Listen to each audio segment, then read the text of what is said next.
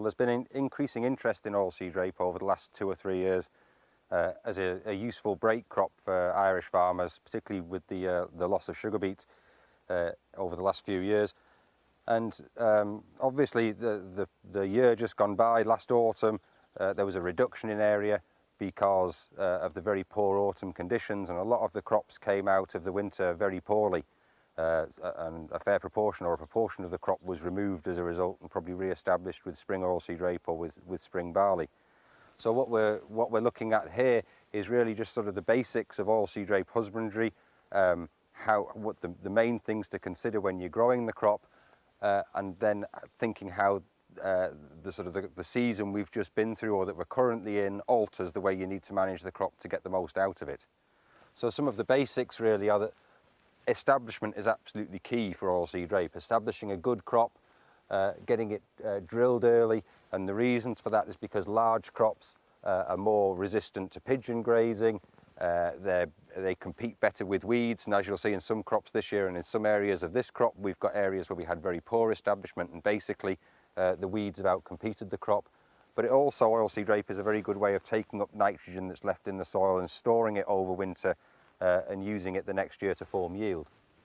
So, but one point is oilseed rape is very sensitive to compaction, to soil compaction, and if you've got any sort of compaction in the soil, you need to loosen it up. So part of the work that we're doing here is to compare a range of cultivation systems, the sort of conventional plough, cultivate and drill systems, min-till systems where we're looking at very shallow loosening, and then we're also looking at some of the newer systems where you plant behind effectively subsoil legs, and comparing those and seeing how the crop performs, and also how those different establishment systems affect how you might want to subsequently manage the crops.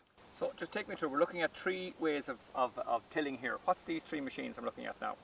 Well, the 3 machines, there's the standard plough, power harrow drill combination, there's the min-till system, and then the final one, the newer one, is the heaver system, where you have a subsoiler, legs at about 60 centimetre intervals, and basically the seed is dribbled behind those legs, so you get much wider row crops.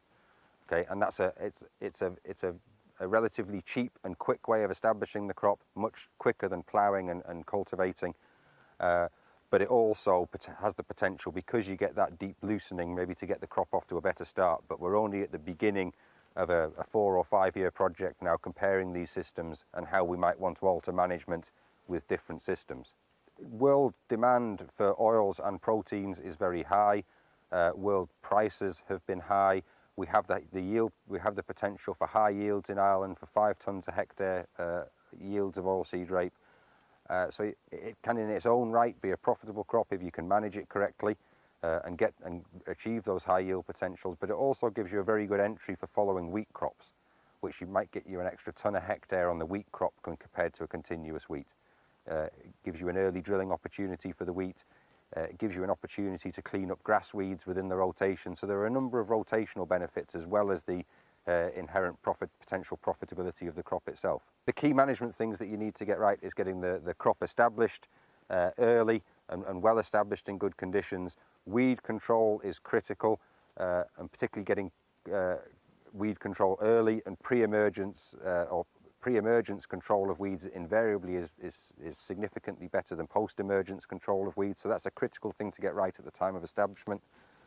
And then the subsequent management of the crop, and understand that you're not aiming for a particularly thick crop. We're looking only for sort of ideally about 7,000 pods per metre squared. But the crop has the potential to produce 25 or 30,000 pods per metre squared. So you're not aiming for a very, very thick crop. Often the thinner crops perform far better than the thick crops. Now, with the very poor conditions that we had last autumn and the very late spring, some of the crops haven't even managed to reach 7,000. Our crop here has only reached about 5,500 pods per metre squared. But looking at the figures, we expect that to be probably a less than 5% yield loss, whereas you could get much greater yield loss from having the crop too thick. So despite the very poor conditions, a lot of these crops that looked like this in February, normally the crop would be growing away in February. This is a photograph of this field in February. You can see there's a 5 metre tape measure in there to give you scale, and you can see 1 or 2 oilseed rape plants grazed by pigeons, eaten by slugs, and despite that, it didn't grow away until April. Normally at the beginning of March the crop would grow away from pigeon grazing, but because it was so cold it didn't grow away until well into April or early May. But despite that, it's managed to achieve 5,500 pods. So it's almost a case of things have to be absolutely disastrous before you abandon the crop. Okay, there are some fairly, I mean, the management, obviously if it's new to you, it's going to be harder than crops you'll be used to, like spring barley or winter wheat, but it isn't actually that difficult. There are 2 or 3 key diseases that you need to look out for. In the autumn, foamer and light leaf spot, and there are some fairly well established thresholds.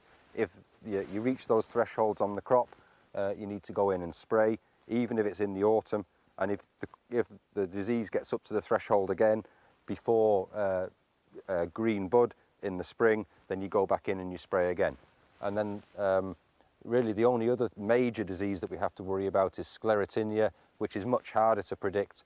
But usually, given that we don't have huge sclerotinia pressure in Ireland, a single spray at early petal fall, if you think there's a risk, if you've got wet weather during flowering, or if you know rape has been grown in the area recently, is usually enough to get good control of sclerotinia. If you have very forward crops of oilseed rape, say heading for 25 or 30,000 pods, you really need to do something to reduce pod number. That's where PGRs come in. There are a couple of the fungicides which work as very good plant growth regulators in oilseed rape. And in spring, if you've got a crop which is reasonably forward in mid-March, then it's worth putting a growth regulator in. We would say a green area index of 1. There are systems on the web that you can actually take a photo of your crop and get an estimate of the green area index.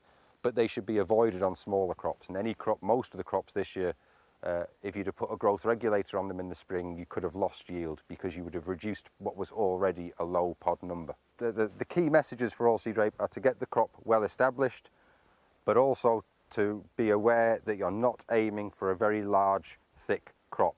And the crop in the spring has to be really disastrous before it is worth taking it out, because the crops can recover.